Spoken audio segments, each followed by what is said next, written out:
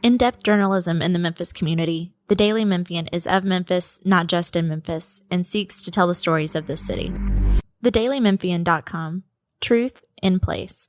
Production funding for Behind the Headlines is made possible in part by the WKNO Production Fund, the WKNO Endowment Fund, and by viewers like you. Thank you. The DOJ and MPD, Claiborne Temple, and much more tonight on Behind the Headlines.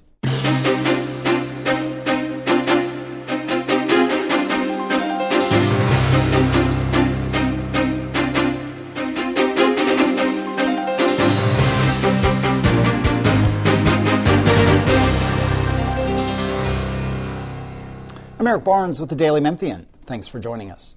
I am joined this week by a roundtable of journalists talking about some of the biggest stories of the week, including Laura Testino from the Daily Memphian. Thanks for being here again. Thanks. Toby Sells from the Memphis Flyer. Thanks for being here again. Thanks for having me. Along with Bill Dries with the Daily Memphian.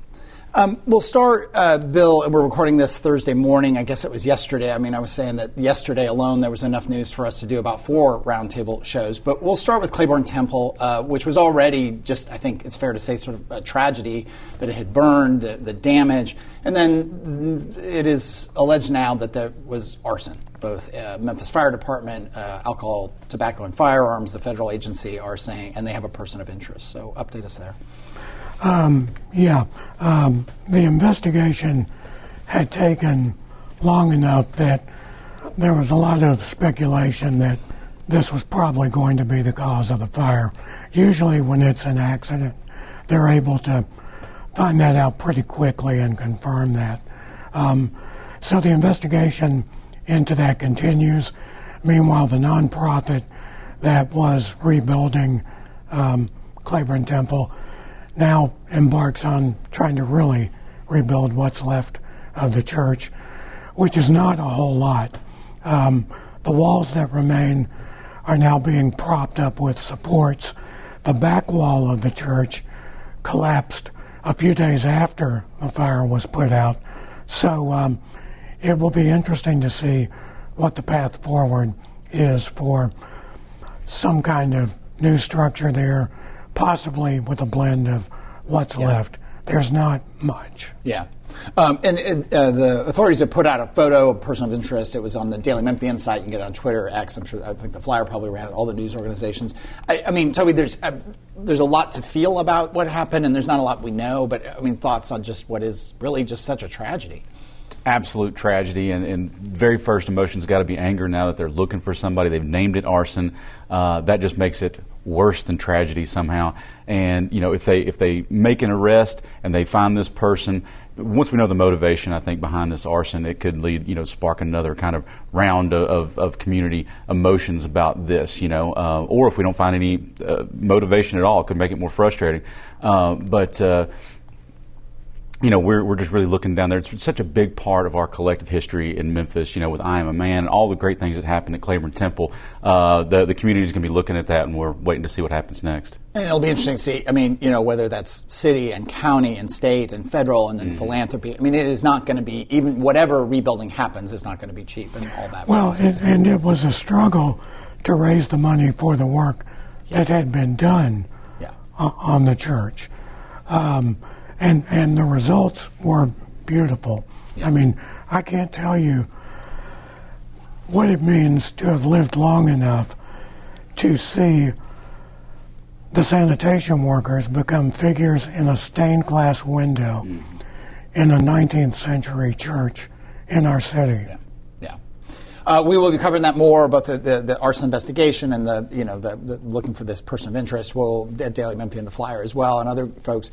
The other big news: the DOJ, the federal government, dropped some really not unexpectedly with President Trump taking office, dropped civil rights claims against Memphis Police Department and maybe 10 or 15 other cities around the country, Minneapolis included. Really basically, I mean, this is what the city of Memphis had sort of calculated, that with Trump winning, they would not go into a consent decree. This all goes back to a really scathing and the incidents in it disturbing report that the federal government under Joe Biden put together, the DOJ put together on patterns and practices at MPD. Give us some more background, Bill, and we'll get comments from others. The report had been delivered before Joe Biden left office, and the city of Memphis said, we'll talk to the Justice Department about this report, but we're not going to enter into a consent decree that's governed by a federal judge. So what the Trump administration did was they said, okay, the Justice Department is now not going to pursue an agreement of any kind with the city, and our philosophy on this is going to be different. It's going to be, what do the police need to do their job? So Mayor Young's conclusion on this has been, this really changes nothing in terms of what happens next with the conclusions in that report. I might also add that during Donald Trump's first term, he did the same thing. There was not a pattern or practice investigation by DOJ, but it was a review of police department policies. And Trump stopped that process 10 months into his first term. Mayor Young said it really affirms the approach we've already embarked on, and he's talking about the various policies and oversight that they put in place. C.J. Davis, the police chief, has also talked about this. Mayor Young went on to say it does not change anything for our commitment to make sure there is integrity in policing. Laura, I'll bring you in. You wrote about this report. It's on our site. People can find it elsewhere. There are a series of incidents in it that are really disturbing to read. Absolutely, yeah. And I focused a little bit on what the report found about children and interactions that the police had with children. Especially there was one pretty unforgettable incident with a child who had disabilities and just sort of, described a lack of patience and care and sort of handling that. He was missing from home. And so, I think that it's still kind of what, people were looking for when this report was released in December, which is, what is that response? And I think that officials will say, and some community members, that this is going to take time. Maybe you don't want to rush to any sort of reaction, but I do think that is what I expect and kind of am hearing continue to be the kind of community question about some of this is what does it mean? What are we going to still be doing about it? Yeah, and so I'll bring you in. And there are people, that report, the report itself, the potential oversight and what's called a consent decree, which would have a lot of control, of federal government oversight of local policing, brings up this huge tension in a city where everyone, I think, wants crime to come down. Crime is coming down. Violent crime is coming down, not as fast as everyone wants, but it's been coming down for 18 months now. It's coming down nationally.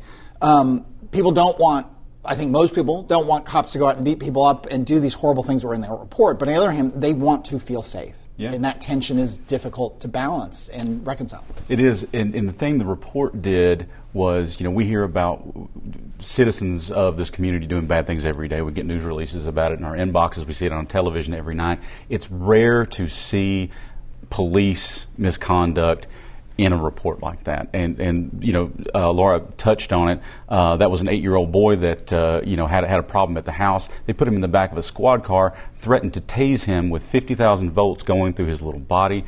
There was a woman standing on a porch, a relative's porch. The police came up, asked for her ID. She said no and asked him to get off the property, which was her right. She ended up in the back of a squad car with the cops standing around trying to figure out what they were going to charge her with. There was a woman who was alleged to have expired tags on her car and run a stop sign. Police, MPD, pushed their way into her home and arrested her in front of her crying child. There was a mentally ill man who, this was all in the report, mentally ill man stole a $2 Coke from a convenience store. 9 cop cars showed up. A dozen officers showed up. He was subdued on the ground, tased multiple times. Charged, went through the whole thing, and he spent 2 days in jail for this offense that took this many cops. those stories go on and on and on. 16-year-old girls after a football game slammed to the ground, and arrested for whatever. This was kind of the first time, and it was a shocking report because it was the first time we got access to the facts that these cops do these things in our community. And that just sent a shockwave through everybody. So for me, I went back and refreshed myself on these things this morning to remember the gravity of what we're dealing with here. And I hope we still feel that. It was only December, but it feels like a life ago that this report came out. So, I'm probably not supposed to say this as an objective news reporter here, but as a member of this community, I'll say it anyway. Nobody else is coming to help us, so I'm rooting for Mayor Young. I'm rooting for the Memphis Police Department to come up with some strategies to make this community safer for everybody. Last thoughts on the report, and also there's a civil suit by the Tyree Nichols family against the city over that. That DOJ report was not about the Tyree Nichols incident, really, but there's been talk that the findings in there could be used within this civil suit against the city in some fashion. Does DOJ pulling back in any way change that dynamic? No, it does not. The lawsuit continues, and the lawsuit will be as heavily contested as it will be defended. You can count on that from both sides. All indications are that there's a lot more discussions to take place on it. As for what people expect, let's not forget that we've seen incidents before, and the city's attitude, the city administration's attitude under a different mayor, was that the police department has essentially already remedied these problems. Yes, they're horrible, but they've already been remedied. We've reimagined police. So there's a lot of cynicism about the city saying, yes, we're going to try to get to the bottom of this. Because I think everybody's aware on both sides of this, the more time that passes, the more likely it is that nothing meaningful is going to be done. Has that been the pattern in the past? Yes. Yeah. I think so. Yeah. Let's shift. I'm going to shift back to Toby, and you wrote about, and Bill actually wrote about Kash Patel, the FBI director, mentioned in just a short part of an interview on Fox News last weekend, referenced Memphis as, quote, the homicide capital of the United States, I think. Thoughts on that? You did some research on that, and Bill had some thoughts on it as well. That's right. Kash Patel, the new FBI director, mentioned that on a Fox News show on last Sunday, and I think that was a screenshot that went all over the Memphis internet. Everybody was like, what? Oh, my gosh. And it shocked a lot of folks. And so I did a short story that looked at the numbers. I couldn't get a hold of the Crime Commission for them to kind of, get me some expert help on this, to try to position that. Are we actually the homicide capital of the U.S.? And our headline said maybe, and a lot of folks love that. But when you get into crime reporting, there's other reporters that can tell you better than I, but they report this data differently. They group this data differently, So, there is a difference between homicide and a murder. There is a difference between how they report to FBI and how Tennessee reports to the TBI. So it starts getting really wonky, and people are like, where's my simple answer on this? And there isn't one. The conclusion that I came to was, the next highest, St. Louis had the highest homicide rate last year. So I was comparing our two cities. And so if you look at straight homicides, Memphis is ahead slightly or on par with St. Louis, but if you look at murders, we're actually pretty far down from St. Louis. So it's how you slice and dice the information. I thought your piece was really interesting because you also got in the history of Memphis. Memphis has been a violent city for many, many decades, and got into that history. But your thoughts on that comment from the FBI director? Kash Patel's entire comment about Memphis being the homicide capital was 43 words. And I think what drives this is, first of all, it's basically a discussion about per capita murders. How many murders does your city have per 100,000 people? That measurement makes it possible to compare your city with other cities, compare where your city was in the past with where it is now. I think what drives this debate is citing those statistics and then saying Memphis is out of control. Yeah, which some politicians, I think Marsha Blackburn, other politicians kind of jumped in on Twitter in various statements saying, yes, it's out of control in Memphis. It becomes a little more clinical when you look at per capita. Yeah. Per capita, this city at one point in the early 20th century had a per capita rate that was 89 murders per 100,000 people. Yeah. We're at, I think, about 40 right now for the all of 2024. Yeah. So it is something to think about. And I'll just say, the perception of whether you feel safe or not is just as important as the statistics that show that crime is going down. Yeah. When you put both of them together, you probably get a more balanced picture. But when you make them compete against each other, they don't reconcile.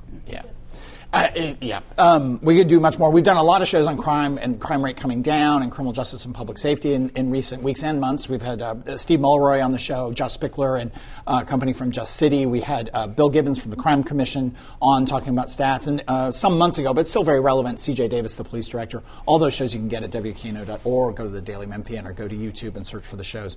And dug into those numbers and the trends, which are in general going down, and certainly with violent crime. Let's shift to you, Laura, and talk a little bit about Memphis Shelby County Schools. Maybe start with the budget season, where we are. Yeah. We've got the interim superintendent presenting his first budget. Mm-hmm. What does next year look like for MSCS? Yeah, I mean, I think a little bit to Bill's point, there is a kind of bit of a segue with this that the district is not proposing to it's not proposing to make any major cuts. There are a handful of additions that they are planning to make, which includes 40 security officers. Under Marie Fagan's, some of those positions, a similar position was cut. And so some additional security officers are proposed to be added. Eventually, the district wants to add 80 security officers, which they have said would bring them to like a 1-to-1 security officer per campus. And I think, just to the idea that the perception of safety matters. Certainly 4 years ago, you had urban districts across the country, including some in Memphis, pushing against having security officers in schools, and that, there hasn't been a ton of immediate pushback to this kind of addition that the district is seeking right now. In addition to those officers, they are also proposing a 16-person preventative maintenance team that kind of would address some of those long list of deferred maintenance needs that we've written about and talked about on the show before.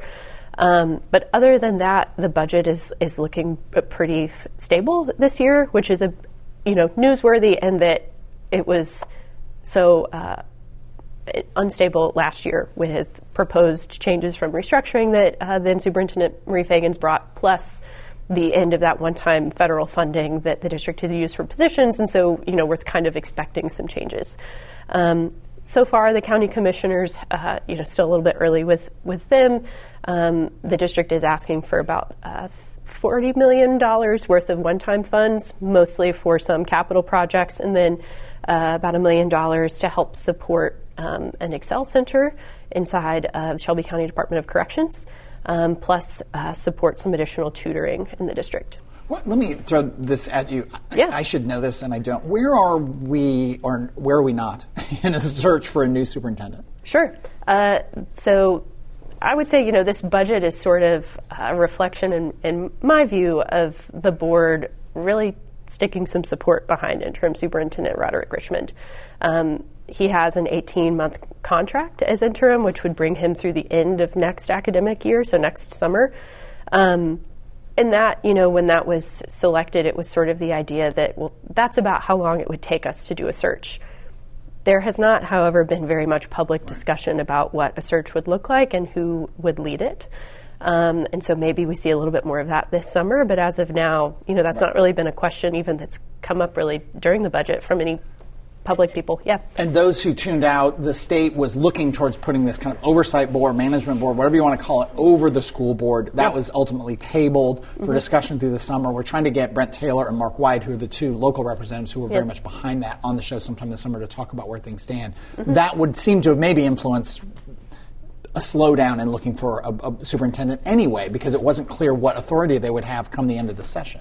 Well, the superintendent would have retained the same authority. So that was one big. I'm sorry, the board. I said but of the board. The board's ability to even start a search and hire a superintendent was up in the air. Yes, and I think, and that is still a question for sure with how far it went. And, you have, if the county commission brings through this recall, you could have a situation where the interim superintendent's contract ends at the exact moment that every single school board seat is up for election, which, certain people on either side would argue that's maybe not the best way to make a job attractive. Yeah. We'll come back to some school stuff if we have time, but I want you, because she mentioned the budget. We're in budget season, especially with the county budget season seems a little more defined, if not final right now. Bill, why don't you give us the rundown of county budgeting? The county budget, Mayor Lee Harris is proposing a budget that would see the tax rate, county property tax rate, go from $3.39 to $2.73. The mayor says that is the state's certified rate to reflect increased property values in this year's reappraisal. It turns out some county commissioners have doubts about whether that is the state certified rate. And what that signals is that the county's going to have another turbulent budget season. You have a faction on the county commission that is really questioning a lot of the budget. The county commission has 2 meetings, both in June, left to get this budget done, and this faction on the commission says this is being rushed on purpose to push the budget through. CAO, Chief Administrative Officer Harold Collins for the county described, quote, name-calling verbal abuse and verbal assaults by some commissioners against the administration. So it's going well. It's going really well. Really kind of comedy coming together, comedy with a T. And we should also point out that we call it budget season for a purpose, and that is, while you've talked about the superintendent search, the city school board, Memphis Shelby County School Board, is really not looking to do anything else at the same time that they're doing that budget. So once the budget's in, I think that's going to tell the tale on whether the search is really moving. It's really briefly, City Council, has the mayor put his budget forward? Where are we with the city budget, the Memphis City budget? The budget hearings are underway. Okay. A much smoother process, even though the council only has 2 meetings left before the end of the fiscal year. The council members don't seem to be as worried about this as some on the commission are. We don't know what the tax rate based on the reappraisal will be, but one would assume that tax rate would go down 20 to 25%, yes. Something similar to what we're talking about at the county level. It will be lower because overall property values increased over the last 4 years. Okay. More to that. Bill will be writing about it. The Flyer will be writing about it. Other people are writing about that. I want to get to you, Toby. You're doing some work on the potential impact of federal cuts on local safety net programs. That's right. I wrote this week about a report from the Sycamore Institute, which is a Nashville-based nonpartisan think tank. They do a lot of great work on budgets and crunching those numbers that are beyond me. Really interesting study. They looked at the federal safety net in Tennessee and compared all the different counties. And Shelby County is the most reliant county on federal safety net funding and programs than any other county in the state. That's not surprising because we're the biggest county, the most populous county here. We also have the highest poverty rate. Exactly right, and those two things fit together like a glove. Because the biggest part of the federal safety net that we use here is Medicaid funding, which in Tennessee is called TennCare, and that's over $1 billion worth of TennCare cost right here in Shelby County. The other programs, the safety net is TANF, temporary aid for needy families. You have WIC, which is like a nutrition program for women, pregnant women and children. Then you SNAP, food stamps, and some of those. All together, all those programs here in Memphis is about $2 billion every year. That's federal grants given to the state that are, that are then given to the folks who need it here. And so we know that Donald Trump is preparing his budget. The budget's going through. He wants to really cut this safety net program by a lot. We don't know what he would do with that money, if he would give it to states in a block grant program and let us do it. but it has the potential not only to really impact the lives of a lot of Memphians that need that money, that rely on that money to help them get back on their feet, but it could pull, billions of dollars from the economy. We did a show on some of these issues recently. You should look at Toby's reporting, but we had folks from MIFA and the Aging Commission talking about some of the impacts on seniors, particularly Medicaid was startling, the numbers, but also all kinds of programs. You can get that at WKNO.org.